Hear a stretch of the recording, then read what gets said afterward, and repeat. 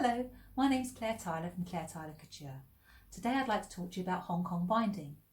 This is a technique that's used to neaten raw edges of seams and hems and give your garment a little bit of colour. As you can see, I've used a piece of fabric from the lining here to make a binding for my raw edge on the hem, and I made this from quite a small piece of fabric using the continuous bias binding technique. If you'd like to learn how to make some binding from a small square of fabric, you can do that using my video, which you'll see the link to in the top right hand corner. So let me show you how to do Hong Kong binding. So I'm going to show you how to do Hong Kong binding on this small sample here.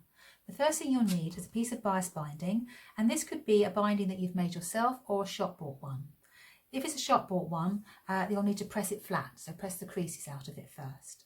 And I like to use something that's about 1.5 inches wide or 36mm wide, just to give you a bit more to hold on to. The first thing you're going to do is take your binding and pin it right sides together with your fabric. And we're going to be stitching this on with a 1/4 inch seam or 0.5 centimetre seam. So we're going to get that pinned on, and then I'll show you how to set up the machine for stitching this binding. Okay, so as I mentioned, we're going to be stitching the binding onto the fabric with a 1/4 inch seam, and there are two ways you can do this. You can use a 1/4 inch foot. This is a 1/4 inch foot. If you do quilting, you'll recognise this. It's got a little guide on the right hand side here that allows you to line the fabric up to the guide, and then it'll stitch a nice 1/4 inch seam. If you haven't got a 1/4 inch foot, you can use your everyday foot and just move the needle over to 5.5. If you move the needle up to the right there, then you can line up your fabric to the end of your universal foot, and that will also give you a 1/4 inch seam. So I'm going to do that today. I'm just going to use my universal foot with the needle moved over. And I'm going to stitch the binding on. So this is right sides together.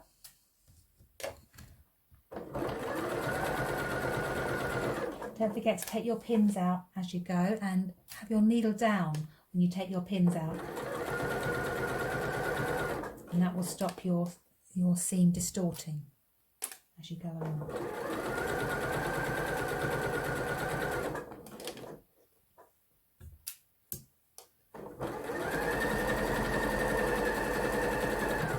There we go, so that's the binding stitched on. You're now going to take this to the iron and press the binding up. So your seam allowances will be going up and your binding will be going up. Okay, so that's the binding pressed, and you see that's pressed up, and from the wrong side you can see the edge of the fabric pressed up as well.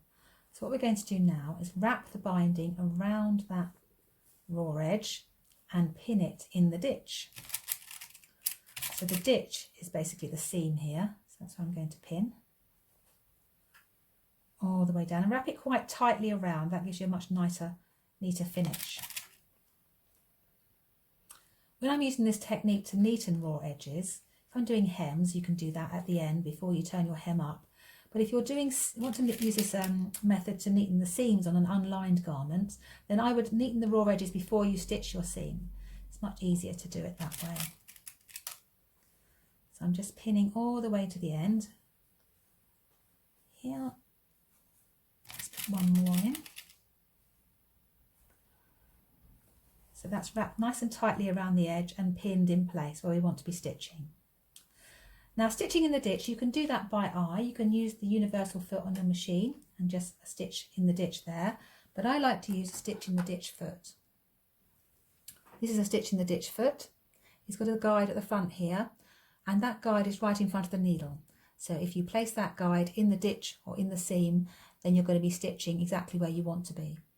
I always think the best way to stitch a straight line is to not look at the needle. So anything that can help you with that, like a different machine foot or a guide, would be really good. So I'm going to put this foot on the machine. Take off my universal foot and put on my stitch in the ditch foot. I'm now going to put the fabric underneath and line the guide up so that it's right in the ditch. And I can see when I put the needle down that it's in the right place. Obviously you'd be using matching thread for this. Be much better. So I'm going to stitch forward.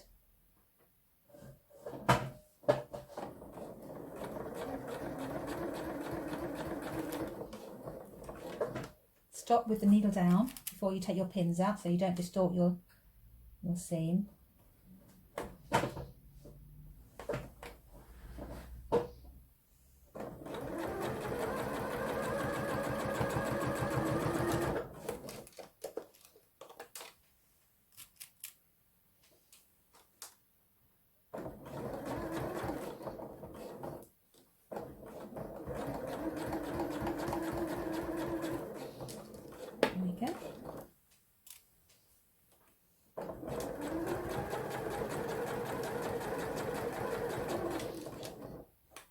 And the last one.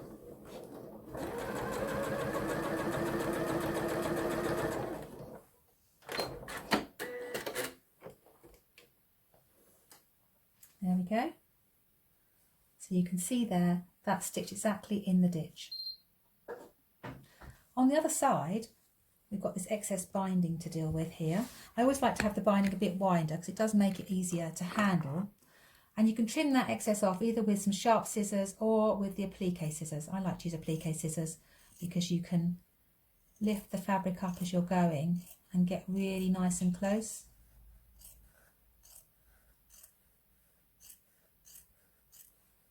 Go all the way to the end.